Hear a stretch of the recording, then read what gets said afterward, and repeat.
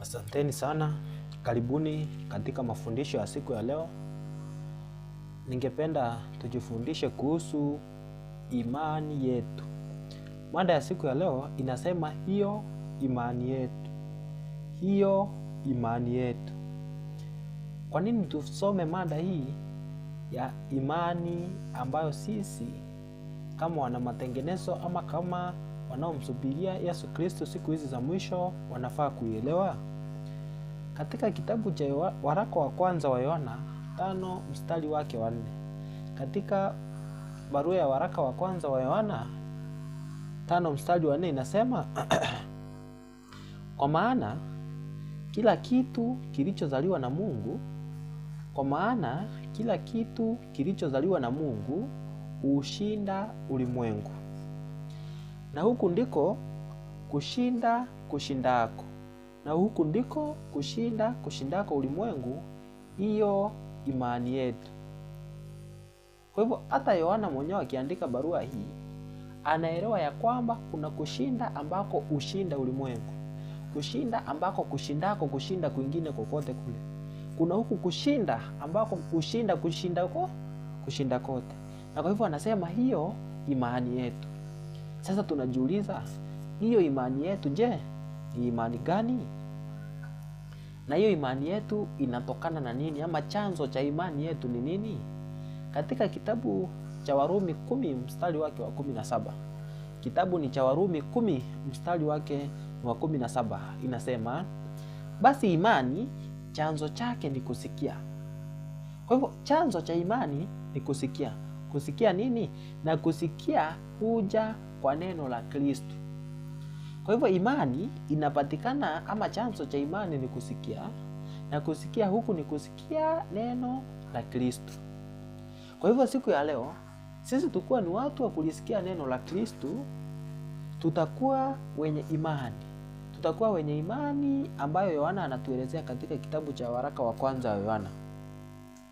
Na kuna kitu ambacho ningetaka tukitazame kwa mtazamo mwingine, ambao sisi tunahitaji kuwa na mtazamo tofauti na walimwengu. Tunafaa kuwa ni watu ambao imani yetu ni imani ambayo wengine wanajifundisha kutokana na imani hiyo. Sio sisi ambao tunafaa tujifundishe na watu wa mataifa. Ni watu wa mataifa na wengine wanafaa wajifundishe kutokana na sisi. 1:3 kitabu chake ni cha Yuda kinasema hivi: wapenzi, nilipokuwa nikifanya bidii sana kuandikia habari ya wokovu ambao ni wetu sisi sote, naliona imenilazimu kuandikia ili niwaonye kwamba muishindanie imani. Kwa hivyo hiki kitabu cha Yuda kinatuonya ya kwamba sisi tunafaa kuishindania imani waliokabidhiwa watakatifu mara moja tu. Kwa hivyo ni wajibu wako mtazamaji wangu, na ni wajibu wangu mimi, ya kwamba tuishindanie imani ambayo watakatifu walikabidhiwa mara moja tu. Kwa hivyo sisi kama wanaomtegemea Yesu Kristo, kama taa na nuru ya ulimwengu wa leo, sisi tunafaa tuwe tunashindania imani ambayo watakatifu walikabidhiwa mara moja tu. Katika kitabu cha Wakorintho wa kwanza 10 mstari wake wa 14 inasema, kwa ajili ya hayo wapenzi wangu, ikimbieni ibada ya sanamu. Kuna watu wengi katika ulimwengu wa kisasa wanafikiria ibada yao ni ibada ya Mwenyezi Mungu, lakini laiti wangalijua ya kwamba ni ibada ya sanamu, wangeikimbia kama mtu ambaye anakimbia nyoka. Ya kwamba ukijua ibada ambayo unaishiriki siku ya leo ni ibada ya sanamu, hakika utaikimbia. Kwa nini? Kwa sababu nia na lengo la kila mmoja wetu kama Mkristo wa siku ya leo ni kumtafuta Mungu, kama ambavyo kitabu cha Matendo ya Mitume 17:25 inasema tumtafute ingawa ni kwa kupapasa. Lakini sasa Wakristo wa siku ya leo wengi wamekatalia katika ibada za sanamu. wakija hata soma maandiko hawawezi kuyaelewa, na hata wakielewa wamekatalia katika ibada ya sanamu. Lakini Paulo anatushauri ya kwamba tuzikimbie ibada za sanamu. Na ibada za sanamu zinatokana na nini? Na kusikia maneno ambayo sio ya Yesu Kristo.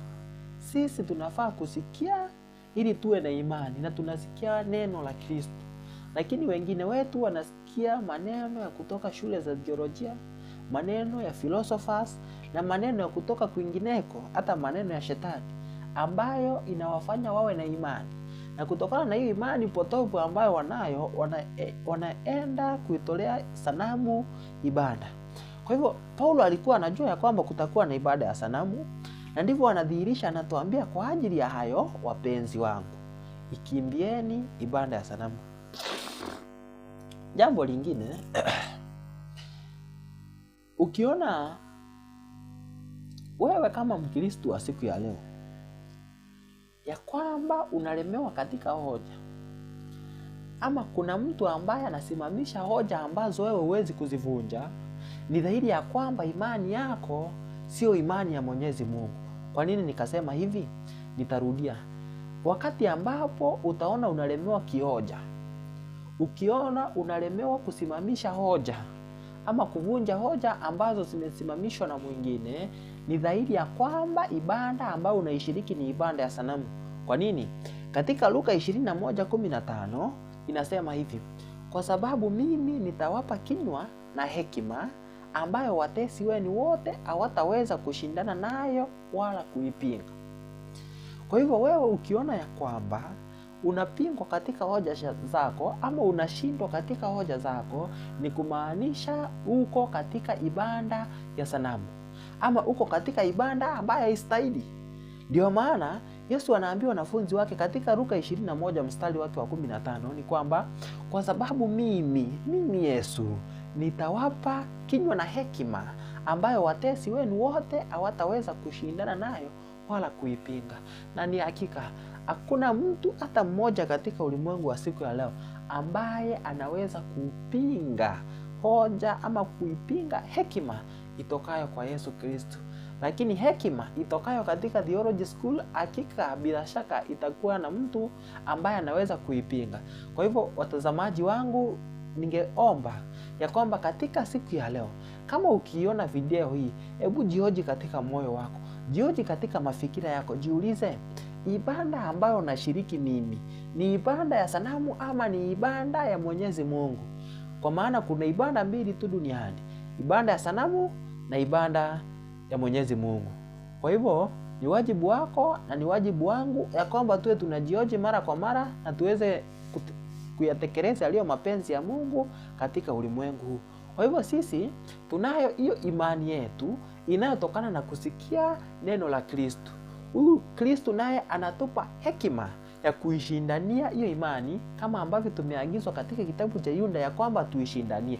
Kwa hivyo katika kitabu cha Luka 21:15 inatueleza ya kwamba Yesu atatupa kinywa na hekima ambayo watesi wetu wote hawataweza kushindana nayo wala kuipinga.